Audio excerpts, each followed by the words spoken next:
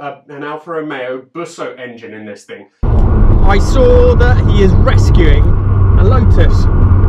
Are known to fall off from time to time. So much.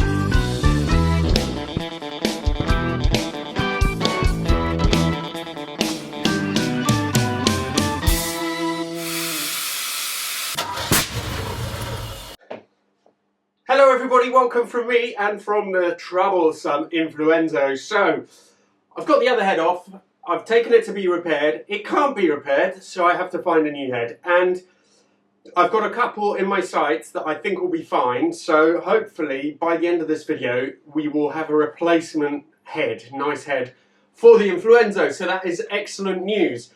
Now, something else is happening that might surprise you.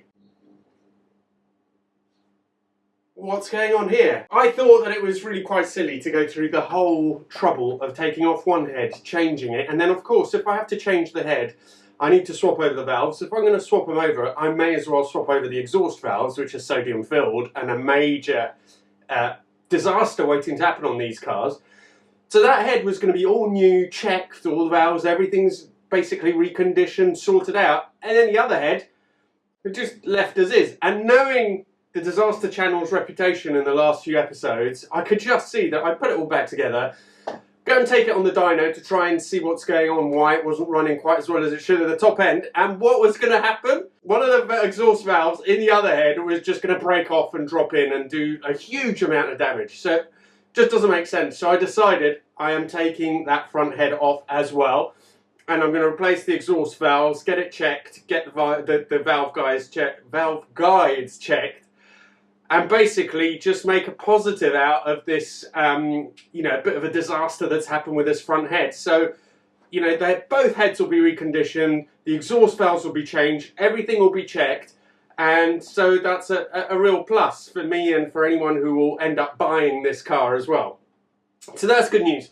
Before I carry on with that, another couple of points. So, lots of you were really generous in your comments and wanted to just donate some money. I really appreciate that, I really do, but I just can't, I can't justify just asking for money.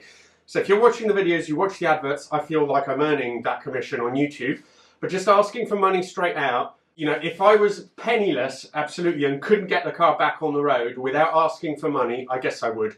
But anyway, all I'm going to say is I really appreciate your offers, and who knows, in the future, I may take you up on something like that, but in this case, I am not going to.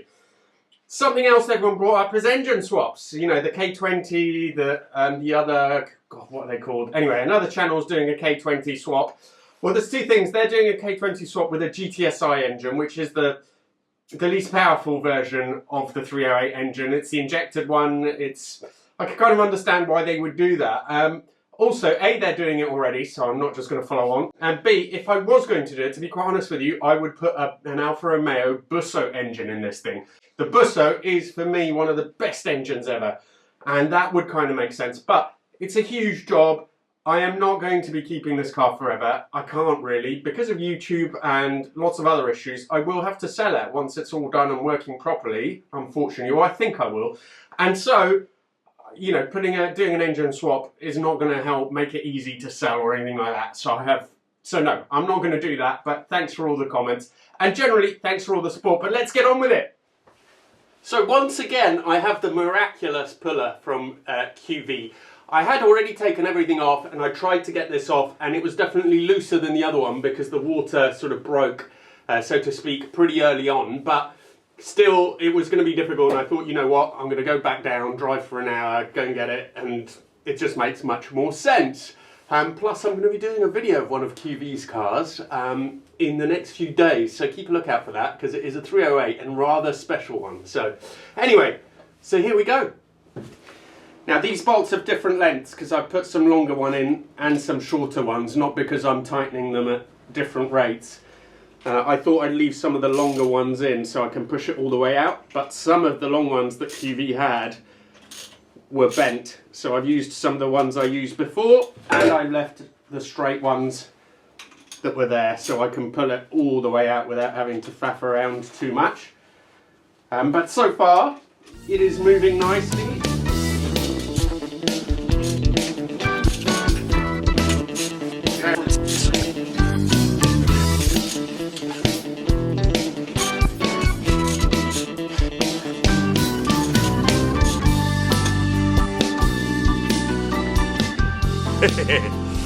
so much easier to get this one removed. Amazing. But also, when I'm doing stuff like this and when I think about this car and what I've done to it, it's really useful to put things into perspective. And a good way of doing that, it happens every now and again, is when you find out somebody else which has just taken on a pretty ambitious project. And I want to talk to you a little bit about what Aaron, who's in the States, has decided to pick up on.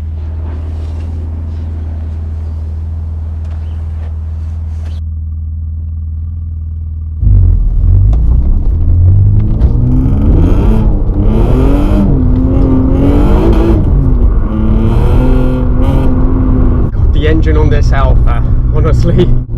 Anyway, I'm friends with Aaron on Facebook, and I saw that he is rescuing a Lotus. Now this is just, the state of this thing is unbelievable.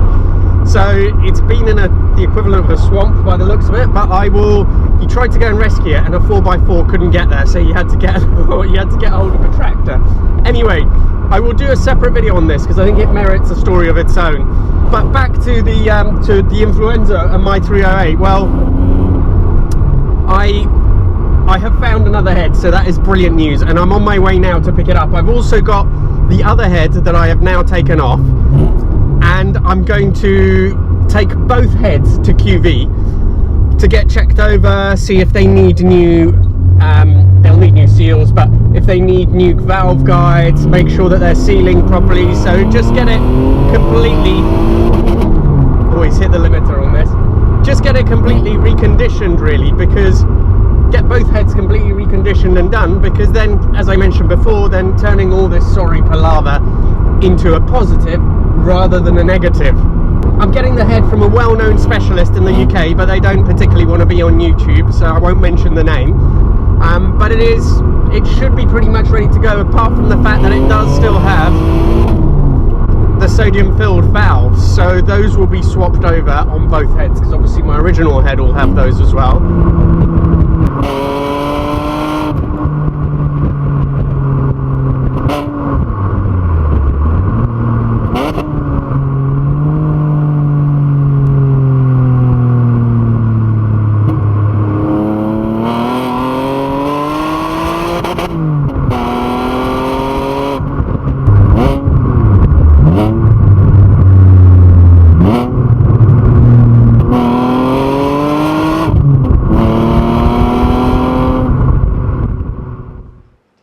I'm here at QV and I've brought the two heads. So this is my old head, or the old one that works, that isn't cracked, that I've taken off.